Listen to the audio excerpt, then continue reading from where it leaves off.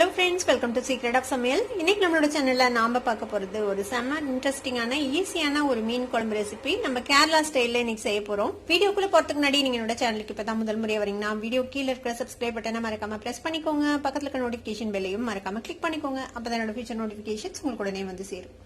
சரி வாங்க இப்போ இந்த செம்ம டேஸ்டியான டெம்டிங்கான ஒரு கேரளா ஸ்டைல் மீன் குழம்பு எப்படி செய்யலாம்னு பார்க்கலாம். இப்போ மீன் குழம்புக்கு நம்ம ஒரு மசாலா அரைக்க போறோம். தேங்காய் பேஸ்ல நான் வந்துட்டு ஒரு அரை மூடி அளவுக்கு தேங்காவை இந்த மாதிரி துருவி வச்சிருக்கிறேன். இந்த அரை மூடி தேங்காவை இந்த மிக்சி ஜார்ல சேர்த்துக்கலாம்.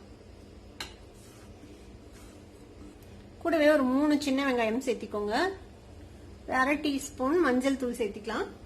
மிளகாய் தூள் ஒரு 2 டீஸ்பூன் சேர்த்திக்கோங்க.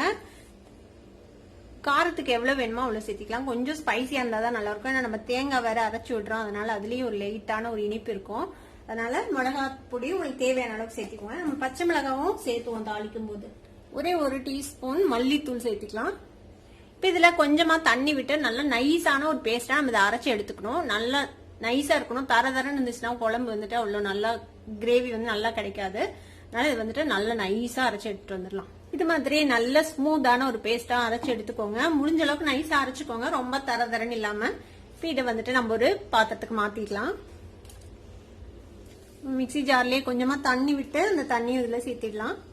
இது கூடவே ஒரு எலுமிச்சம்பழம் அளவுக்கு புளி வந்துட்டு கரைச்சு வச்சிருக்கிறேன். ஆக்சுவலா கேரளா ஸ்டைல்ல பண்றதுல வந்துட்டு நம்ம நார்மல் புளிக்கு பதிலா கொடம்புளி சேர்த்தி செய்வாங்க. நம்ம ஏரியால கொடம்புளி அவ்வளவா கிடைக்கிறது இல்ல, அதனால நம்ம நார்மல் புளி தனியா விட்டுக்கலாம்.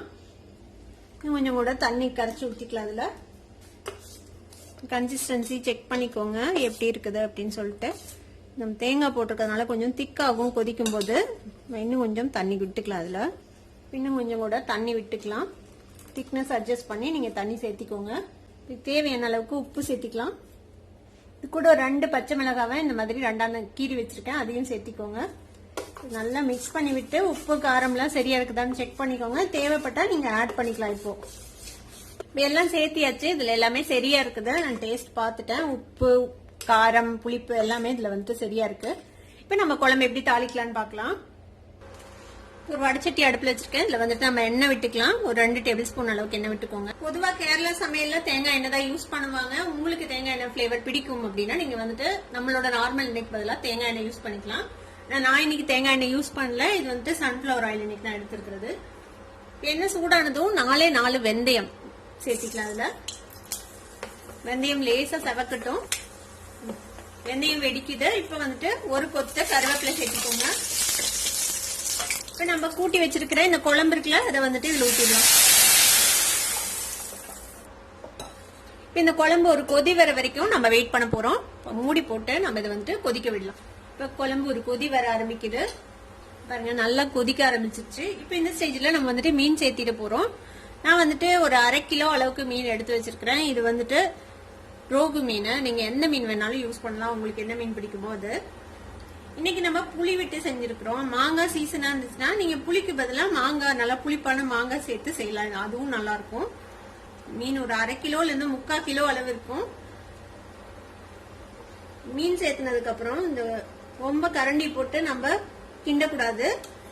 மீன் இப்படியே வேகட்டும். கொஞ்சம் இப்ப மீடியம் ஃபிளேம்ல வச்சு மூடி போட்டு நம்ம இது இப்படியே வேக விடலாம். ஒரு 5-6 நிமிஷம் இது இப்படியே வேகட்டும். மூடி போட்டு ஒரு 5 நிமிஷம் பக்கமா கொதிச்சிருக்குத நம்ம ஓபன் பண்ணி பார்ப்போம். லைட்டா இந்த மாதிரி குலுக்கி விடுங்க. கரண்டி போட்டு ரொம்ப கிளற வேணாம். இப்ப கொஞ்ச நேரம் இது இப்படியே ஓபனாவே ஒரு 3 நிமிஷம் இது இப்படியே வேகட்டும். இப்ப இன்னும் ஒரு 3 நிமிஷம் நல்லா கொதிச்சிருச்சு. மீன் வந்துட்டு நல்லா வெந்திருக்கும். மீன் வந்து குயிக்கா வெந்துரும். பாத்தீங்கன்னாலே தெரியும் மீன் வந்துட்டு நல்லா வெந்துச்சு பாருங்க. அவ்வளவுதான், நம்ம அடுப்பு ஆஃப் பண்ணிடலாம். நம்மளோட சூப்பரான கேரளா ஸ்டைல்ல ஒரு அரைச்சு விட்ட மீன் குழம்பு இப்ப ரெடி ஆயிடுச்சு.